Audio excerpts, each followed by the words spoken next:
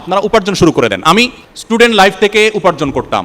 আমি উপার্জন করে আমার বাবাকে প্রতি মাসে সংসার চালাবার জন্য আমি হেল্প করতাম এবং যা বেতন পেতাম তার সবটুকুন বাবাকে দিয়ে দিতাম। কারণ একসময় বাবার অনেক ব্যবসা বাণিজ্য ছিল, পরে একসময় অনেক বড় ধরনের বিপদে পড়ে গেছেন তিনি আর্থিকভাবে। আমি তখন সিদ্ধান্ত নিলাম, তখন আমি চট্টগ্রামে হাটহাজারী মাদ্রাসায় পড়ি, অর্থাৎ মাদ্রাসার মধ্যে সবচেয়ে বড় মাদ্রাসা, বাংলাদেশের সবচেয়ে প্রাচীন মাদ্রাসা। সেই মাদ্রাসা রেখে যশোরের একটা অখ্যাত, ওই হাটহাজারীর তুলনায় অখ্যাত দর্না মাদ্রাসা, সেখানে আমি যা ভর্তি হয়েছি বাবাকে হেল্প করার জন্য। কারণ সেখানে আমি একটা ইমামতির চাকরি পেয়েছি যশোর যুব প্রশিক্ষণ কেন্দ্রে। আমি ইমামতি করে মাসে 600 টাকা বেতন পেতাম, পুরো টাকাটা আমার বাবাকে দিয়েছি। 3 বছর আমি ইমামতি করেছি, 3 বার 36 মাসে 36 টাকাও কোনোদিন আমি রাখিনি, পুরো টাকা আমি বাবাকে দিয়েছি। আমি নিজে অন্যভাবে কষ্টমষ্ট চলেছি, লাগলে কখনো আমার কাছে চেয়ে নিয়েছি, কিন্তু নিজের টাকাটা ফুল দিয়েছি, বাবাকে হেল্প করেছি। দৈনিক কয়েক কিলোমিটার সাইকেল চালিয়ে এসে ইমামতি করতাম, আবার কোরআনের ক্লাস করাতাম, আবার মাদ্রাসায় পড়তাম। কয়েক কিলোমিটার প্রতিদিন সাইকেল চালায় আসতাম যেতাম। আলহামদুলিল্লাহ এত কিছু করার পরও 10 stand, 3rd stand, 2nd stand এবং ফার্স্ট, এসব আমার এই ইমামতি করা অবস্থা আলহামদুলিল্লাহ হয়েছে।